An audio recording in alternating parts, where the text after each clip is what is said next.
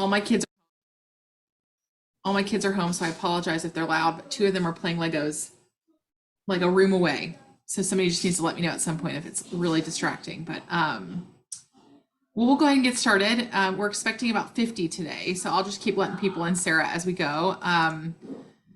So, like I said just a second ago, and I apologize, we're, a few things happening today, a recap of what's happened PR media wise since our last call, our meeting with Sarah.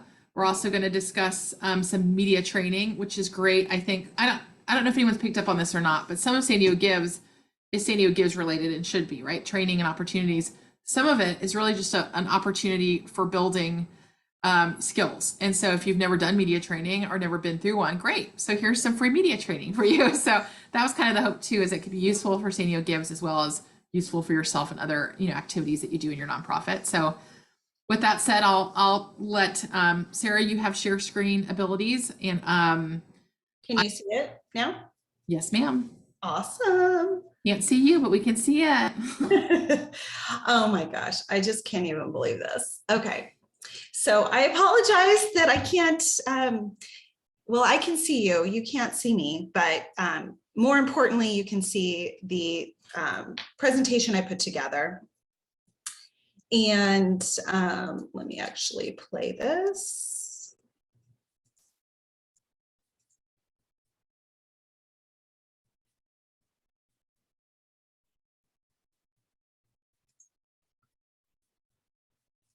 I'm just having issues all day long.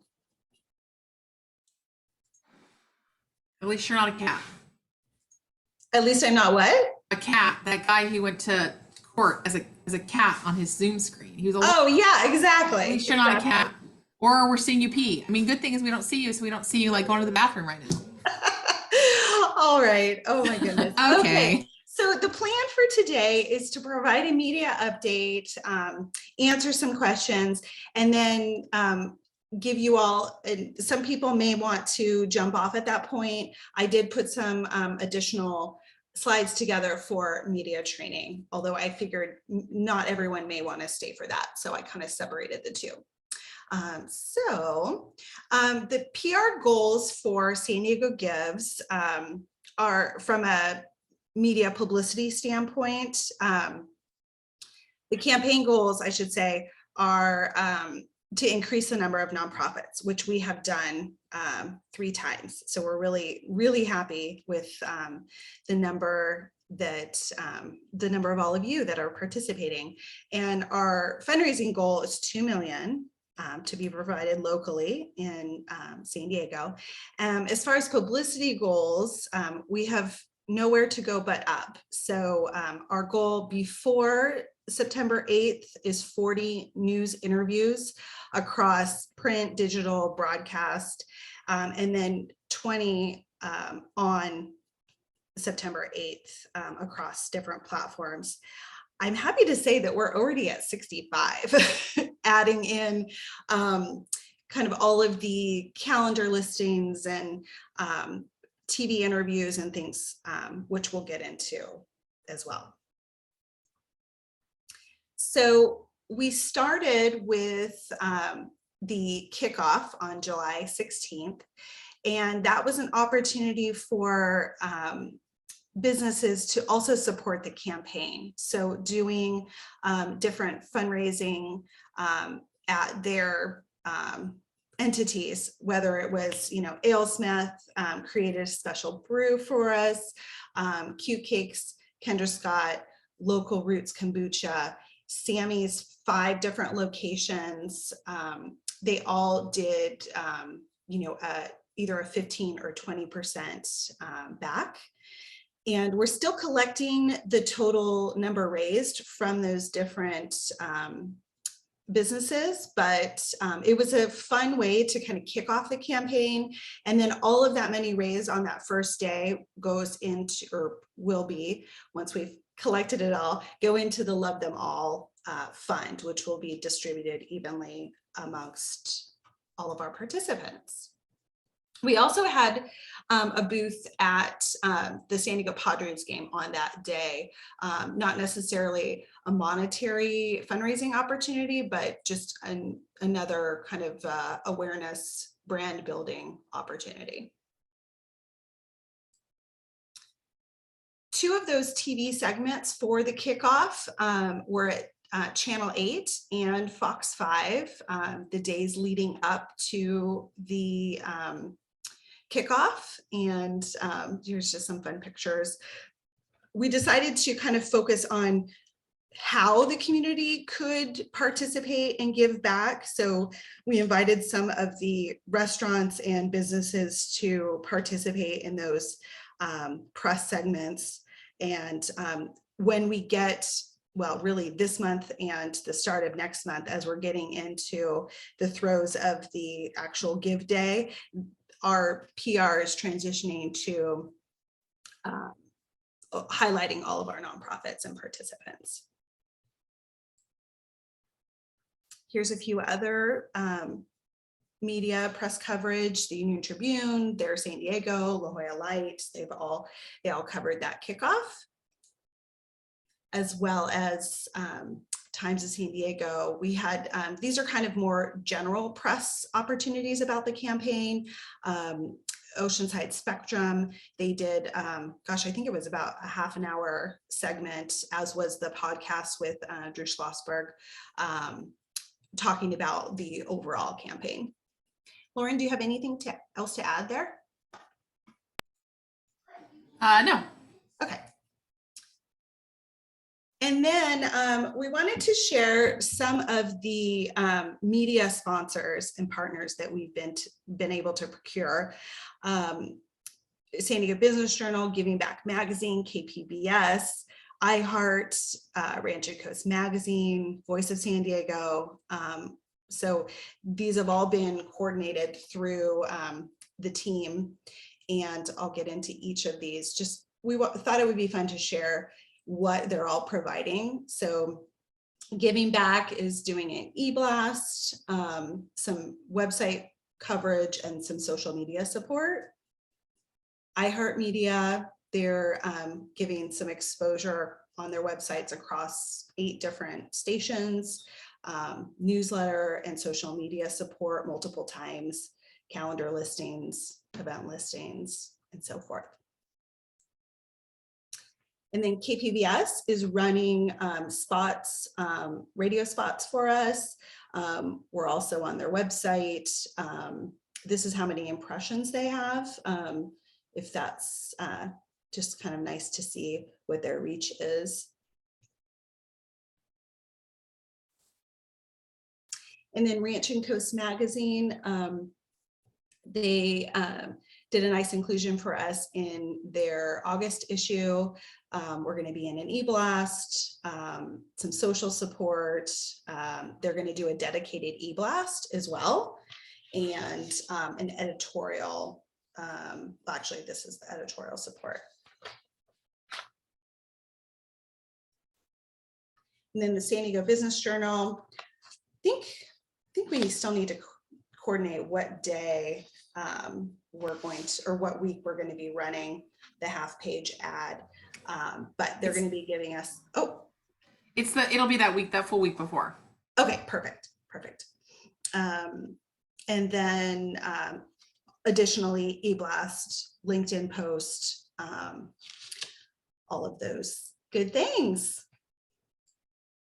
And then Voice of San Diego is mentioning us in their morning report, podcast ads, and social media support as well. So all in all, I mean, I'm actually kind of blown away by the media support. The majority of this was in-kind sponsorship that we were able to negotiate. We are spending a little bit with a few of the outlets because they don't do full in-kind trade. So there was a little bit of a part buy that we invested in with some of these, but all in all, I think there's no way the general public won't know about San Diego Gives. Okay, so making the most of San Diego Gives, public relations, social media, and impact stories. These are all ways that you can participate and get exposure from the campaign. we'll get to PR in a sec. I've shared some of the publicity so far, but social media, really it boils down to sharing and engaging. So here is our handle is the same on Facebook, Instagram, LinkedIn, and Twitter. The hashtags that we're using: San Diego Gives, Give Local, This is San Diego. You know, we encourage you to share those. I know that Coastal Roots Farm did a dedicated e-blast. I received that and was so excited. So, you know, anything depending on your organization, if you're able to share and support, it's just another way to continue to get the word out and extend our reach. The PR interest form, we do have that, which we shared on the last call, and I know it's been included in many of the emails, that weekly emails that Sharon sends out. But if you could, if you haven't already, fill that out. It will take maybe 10 minutes, just including information about your organization, really, so that we have everything that we need to be able to pitch and include you in press opportunities. And then almost more importantly is some of the assets too, because and this actually happened recently, even though we were focusing on the kickoff events, there was media, as I was pitching those, there were media that wanted to highlight different nonprofits in particular parts of town. So I used our interactive map and looked at what nonprofits were in, for example, East County. And then I went to the PR form to get all the information I needed for those organizations. And then they were included in the press opportunities. I think that this is going to serve us really well for particularly the community publications or the neighborhood press, where they really want to do a hyper, I mean, this campaign is hyper local to San Diego, but even more hyper local, drilling into the communities. So like the Star News wanted to highlight nonprofits in South Bay. So I gave them Youth Empowerment and Living Coast Discovery Center because I had access to their information. I could put the editor and reporter in touch with their spokesperson, provided them with some photos and images and so forth. Oh yeah. Sorry, Sarah, I was just going to add real quick too before you move on, and that was a really great explanation. For those that maybe weren't here, I think it was early June webinar we did for media, and/or like I said, Sharon sends out those great weekly emails with information. Because there's 327, last year we had a challenge with 107. So it's going to definitely be a challenge with 327 is getting every nonprofit included in some kind of news. And so the decision, and Sarah's kind of said this, I'm just repeating it because I want it to be very, very clear and understood. I don't want anybody coming September 9th and saying, wait, we were never in the news. Like, well, go back to the form. So even if say 100 people fill out that form, it might be even two, that's still a lot of people, but that form is, like Sarah said, is where we're going, is where we're getting information for media. So it won't be from anywhere else. So if you want to be involved in any kind of media story, the other thing was with the third or fourth bullet, the activities in September, if you have any kind of events that are visually like, right. So if somebody reaches out to Sarah, for the week of and says, we really want to go see something happening with one of these nonprofits the Wednesday before or the Monday before, then Sarah can go in and see who's got actual visual activities, trainings, or food drives or whatever happening in that week. That goes in that form. Any kind of social media we can share on ours, by, all that kind of stuff. So anything that we can do to get your word out specifically about your nonprofit will come from that form. Sorry, Sarah, I just wanted to just super reiterate.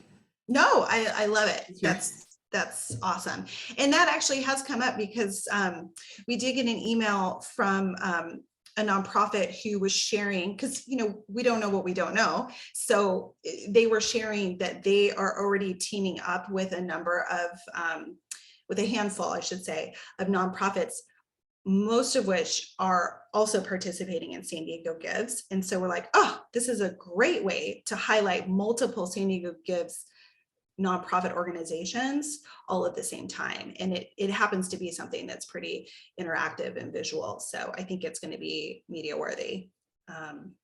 The other, sorry, real quick too, Sarah, the other thing too is we've had people who've said, I haven't filled out the form yet because I think we will have an activity that week in September, but I don't know of it yet.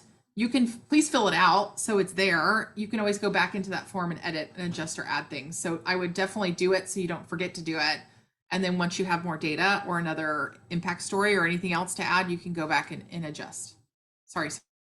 No, that's great. And we can always swap out images too. I know that came up this week as well, where there was a preference on what images we had. I see Sydney is asking about the interactive map.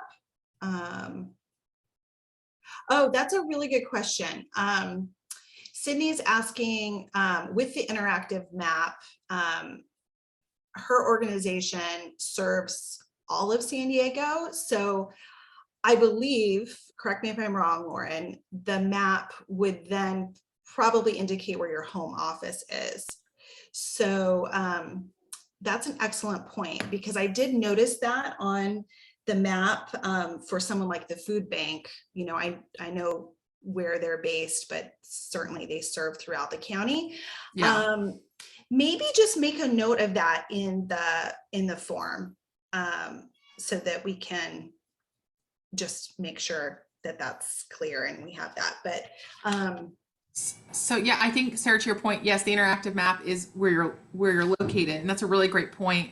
It'd be awesome maybe if next year somebody had the IT power to like figure out how to do that in some kind of interactive map. But the other thing just to know is that, on the day of, if somebody goes to look, and I don't know that we've ever showed it in a webinar, how to do the find your cause. I'm happy at some point, if we've got a minute before we're done today, to show kind of the donor experience.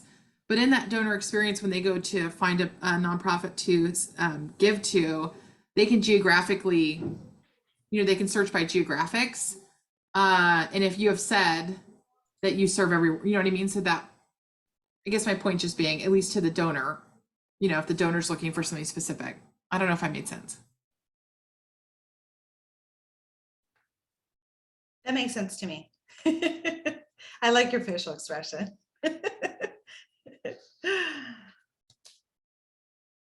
Do we have any other questions about the form? Or submitting information? Okay. I realize this view is like behind the scenes view, but clearly I'm having technical issues today, so I'm just going to go with it. All right, next slide. So in addition to the PR and being highlighted on, in addition to the PR and just being highlighted in general, the impact stories are another way that we can highlight our nonprofits. So those impact stories can be highlighted through social media. iHeart is going to be doing a series for us as well, and as well as our eBlasts, where we can highlight different organizations. So just flagging a couple other areas where, in addition to traditional publicity, we can be highlighting, we will be highlighting our nonprofits in these areas as well. Sorry, if you have an impact story, those also go in the PR form. There's a spot that says, share an impact story, and it says how many words and how long and all of that is in that PR form. If you don't understand yet, the PR form is where to go. The answer, just kind of like if you say I need training or how do I find a Canva graphic, it's on the nonprofit toolkit on the website. Cool.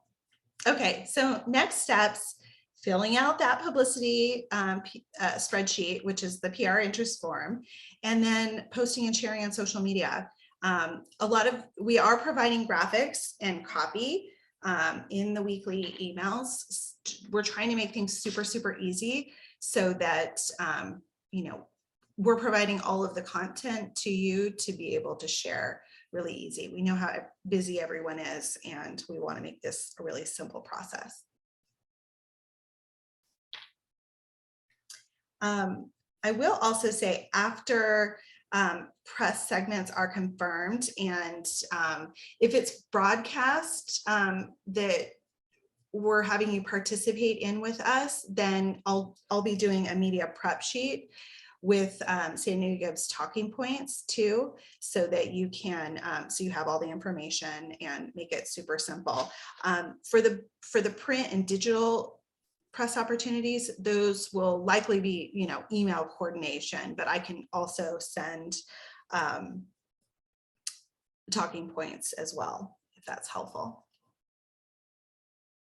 Okay, I know Lauren added the PR form link into the chat.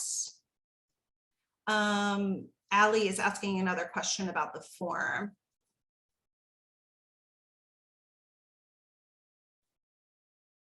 Man. Do you know, Lauren, how to edit the information once it's been submitted? Well, the question was asked and I said, let me check. And then he said, I know how. And Sydney just shared it, which does make sense. Yeah, if you get an email that says, here's what you submitted. Thank you, Sydney. How would you like to join San Diego Gives on this? You know more than I do.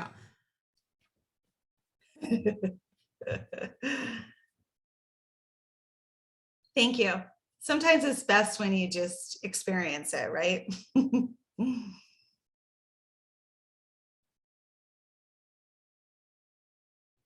Well, I would assume, Allie, when you get it as soon as you hit submit, so I would assume the way to find it is through your deleted.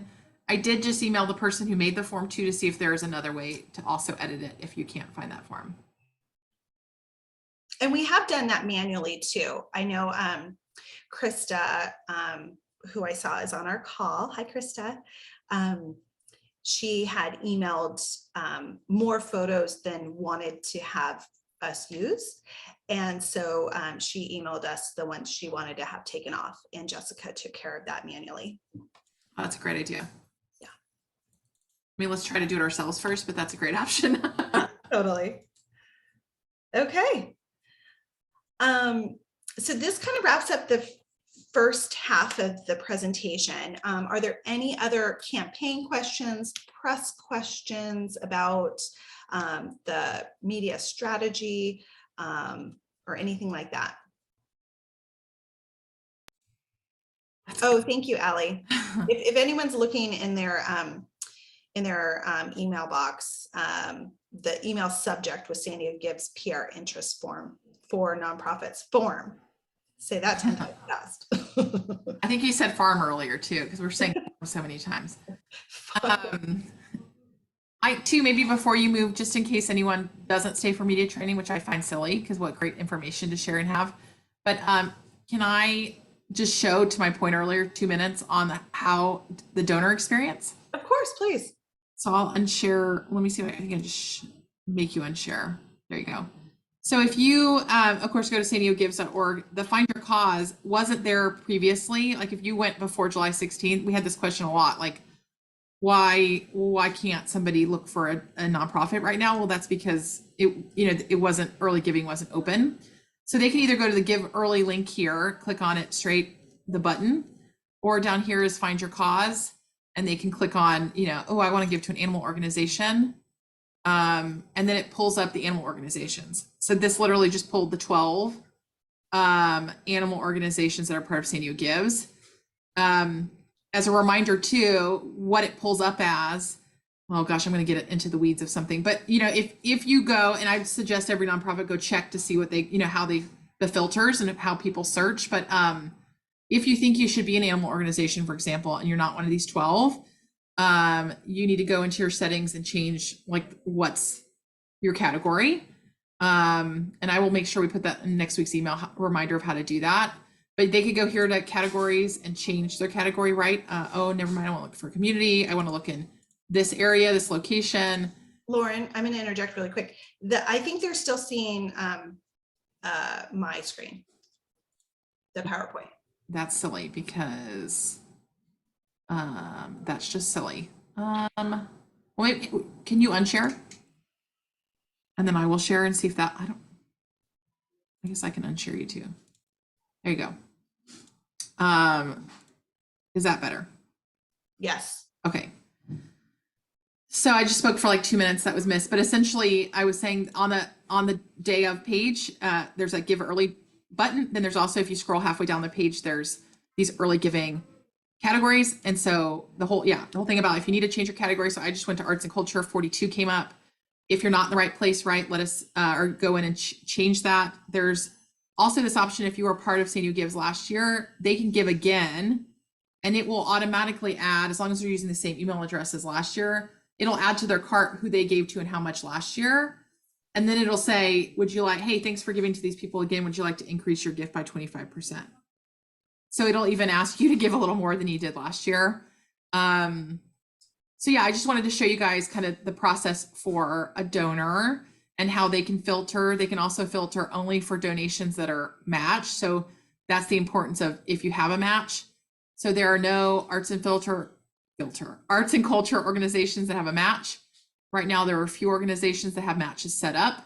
And so if you do have a match or a donor that will provide a match, it would be great to include those in case someone does say, oh, I just want to give to someone who will also receive, additional funds from elsewhere. So anyway, just wanted to share that. Sorry, Sarah, I will unshare and then you can reshare. No problem.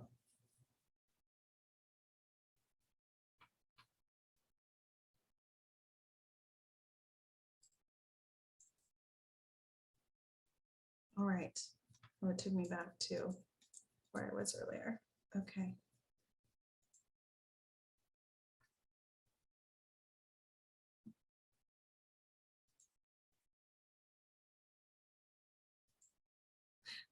All righty.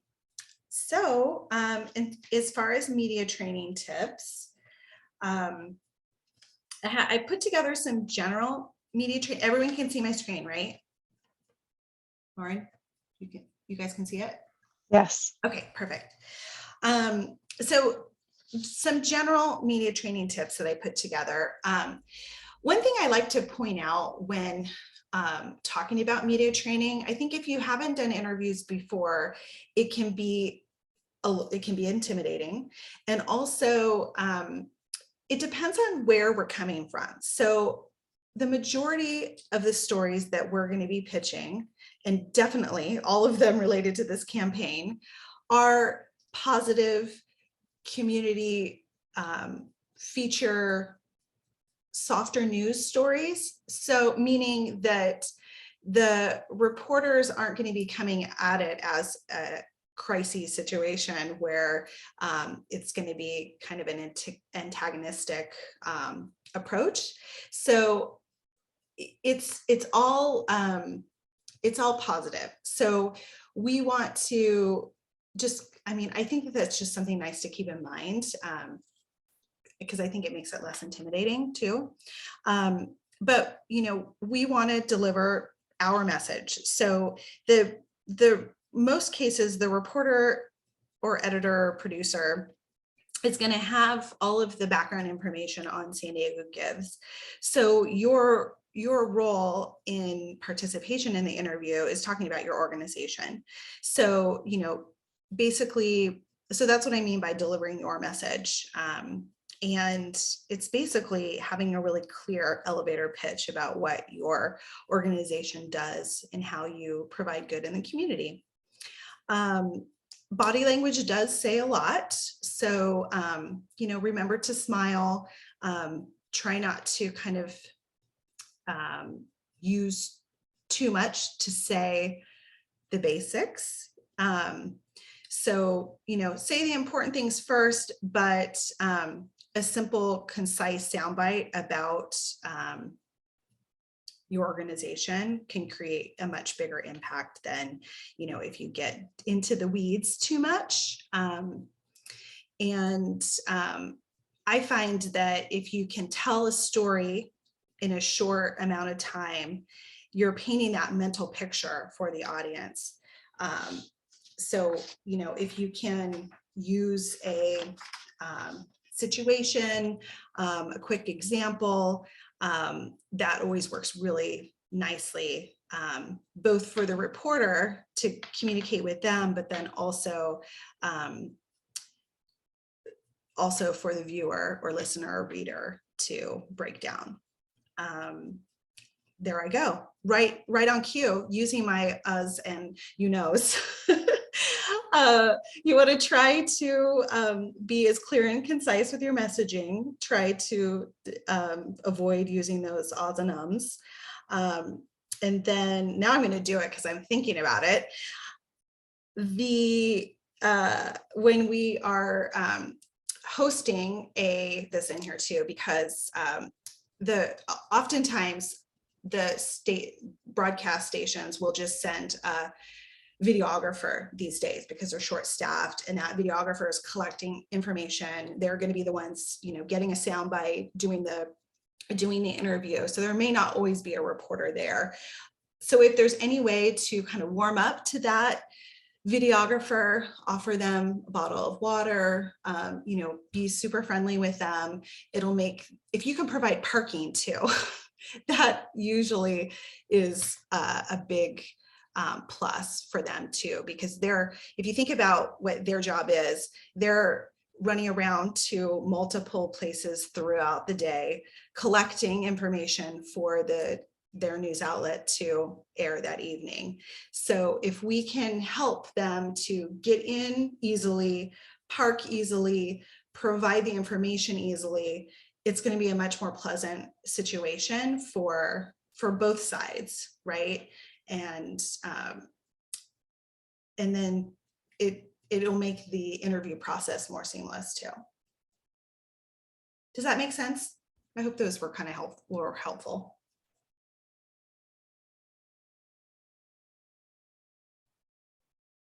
Okay. So more tips on working with the media. Ultimately, you want to develop relationships with media that you can go back to them and, over your time in your position, and be helpful to them. So, ultimately developing those relationships with them. So being available to the media when they call, responding promptly. They're going to be on much stricter deadlines than, the average person. Sometimes we have, a week or a couple days at least to prepare for a meeting or presentation, and they're working on much stricter deadlines of, sometimes a few hours. So just keeping that in mind in terms of our response. I think it goes without saying, to be honest. Also know the media in your area. So, know your UT beat reporter who covers education or the environment or your immediate area. The Union Tribune now has acquired some of the community publications, but also they have beat reporters for specific parts of town. So sometimes it's on a particular section, like environment or sports, or and then in other cases, it's by part of town. So just know who your beat reporters are, whether it's print at the UT or it's your community publication. There's still a lot of people that are reading the community news, depending on what your nonprofit is. If they, a lot of the older demographic, or maybe families read a lot of the community publications. They want to see their kid's name in the paper. I recently had a reporter from the UT say that that's her favorite thing to do. That's what she likes to cover, is any way that she can get different kids or families or highlight local organizations in the paper. That's her goal. That's her bread and butter. create and focus on key messaging. Don't be afraid to be a broken record. I think especially, it might seem a little awkward if you're having a conversation with a print or digital reporter to repeat yourself. You think of that maybe more for broadcast, but I think it's okay because you're re-emphasizing a point. And I think I think you can even do that with a broadcast live interview where you are essentially repeating yourself. You're really, focusing on those key points. Maintain control. Those are more if it's kind of a antagonistic interview, which none of these would be, because these are more feature profiles on organizations and, like I said, the good that's being done in the community. Live interviews are, once your interview starts, it's happening in real time. So you take advantage of that time in terms of, what you're saying is getting out there. So I usually say, mention in threes. So for an organization to have brand awareness, you can get it three ways. Your name will be on the screen is one, which is provided ahead of time. You can mention it one to two times during the interview. And if it's a live interview, that's the time to kind of take advantage of, throwing your name out there, and then them introducing you as such. Again, that'll be provided ahead of time too. So those are kind of, if you can get your name mentioned three times in an interview, I think that's really great. And we kind of already talked about making the reporter's job easier. Any questions here?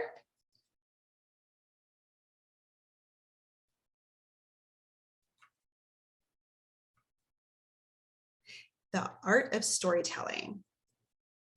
Again, keeping your message short. Don't get buried in those details.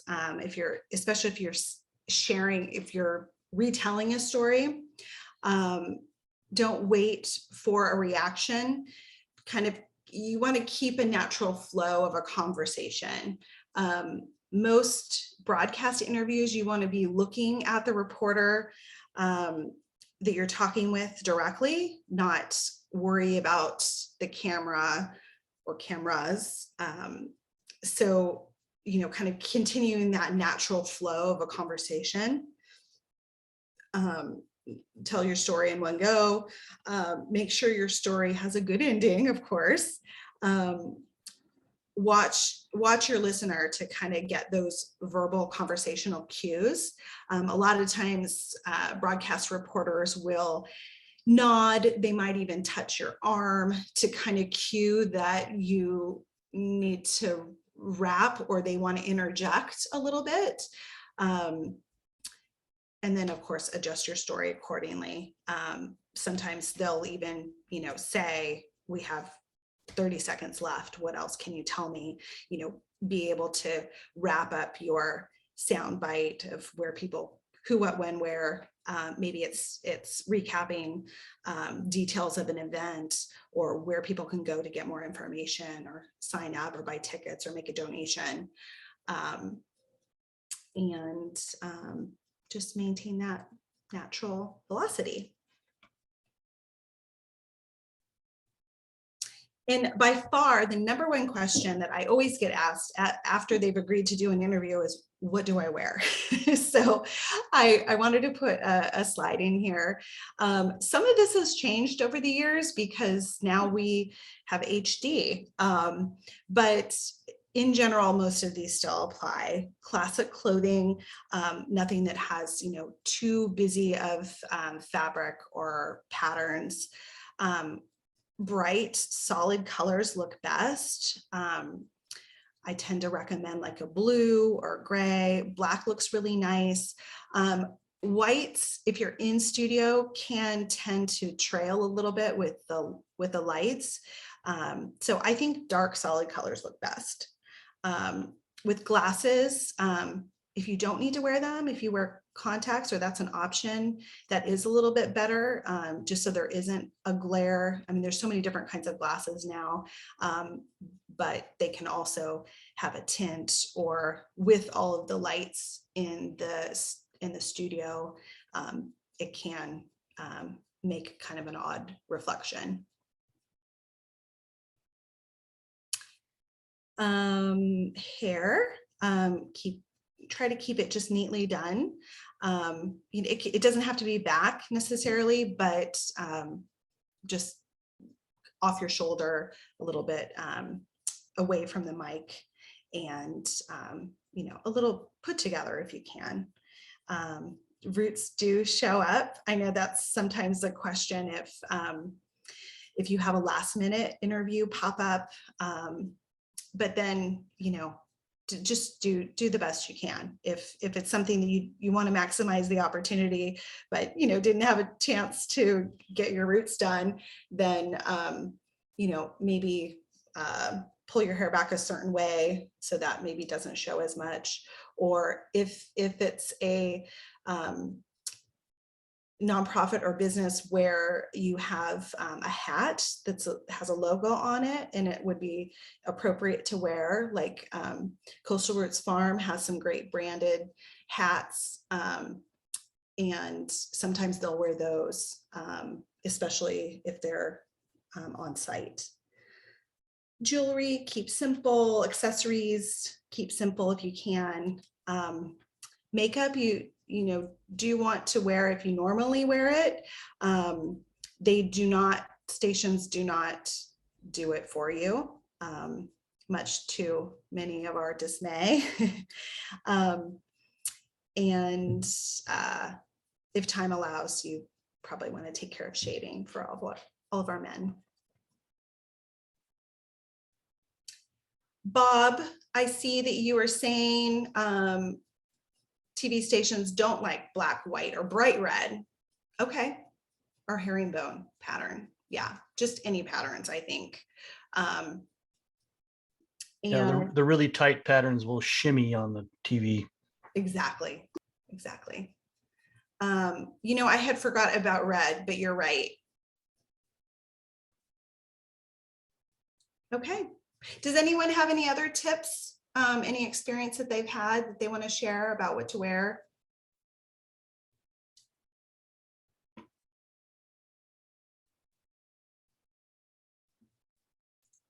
Okay, that kind of wraps up my media training. I know it was a really quick overview, but hopefully it was helpful. I mean, certainly if you're going to be doing a lot of interviews, it is good to have practice.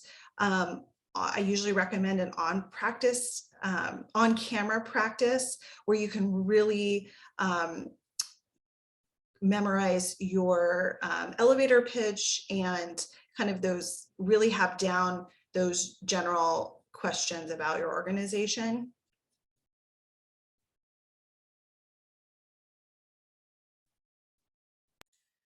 Just real quick, Sarah, there were two questions just about recording and the slides, and both of those should be up on, depending on how long it takes YouTube to Zoom to download it and all that jazz.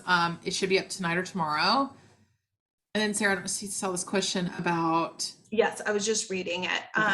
Yeah, actually, that's a really good idea. I was focusing more on the campaign and what press opportunities there would be for them to film the days leading up to it.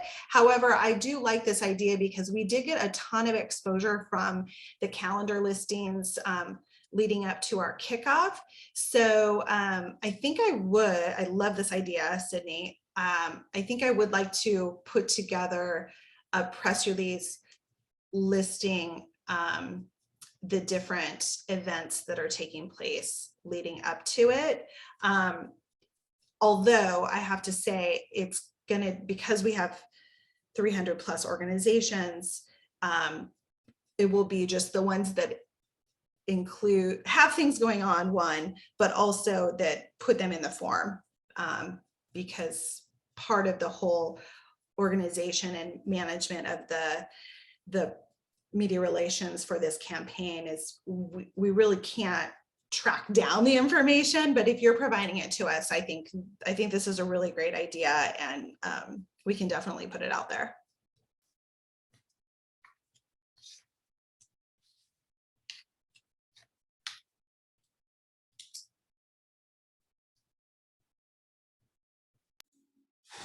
Any other questions? I'll pop that, if you've seen any webinars of ours, the info at email address, if you have questions after today. Again, everything that we've ever done, there's a recording, except for office hours, because that would be weird, but all the stuff that's like a workshop, everything's up on that San Diego Gives University page, and happy to answer any questions you guys have after today.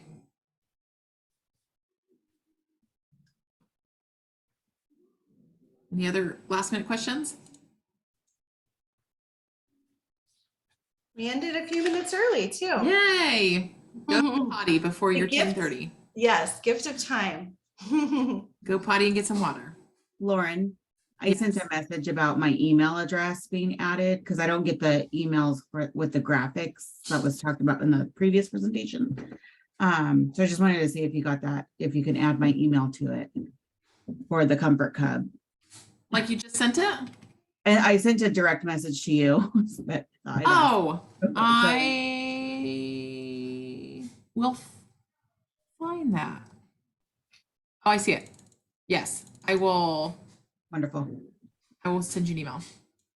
Thank you so much. Thank you. Sorry, No, that's okay. That's why I was like, well, I'll ask. I'm glad you asked. Yeah. All right. Hi, Thanks, Teresa. everybody. I see you on here. Urban How are you? present. I don't see your picture, but you can't see me either. So Thank you all. Thank you so much. Thank you, Sarah. Appreciate it. of course. Oh, there you are, Teresa. Hi. Well, thank you, everybody.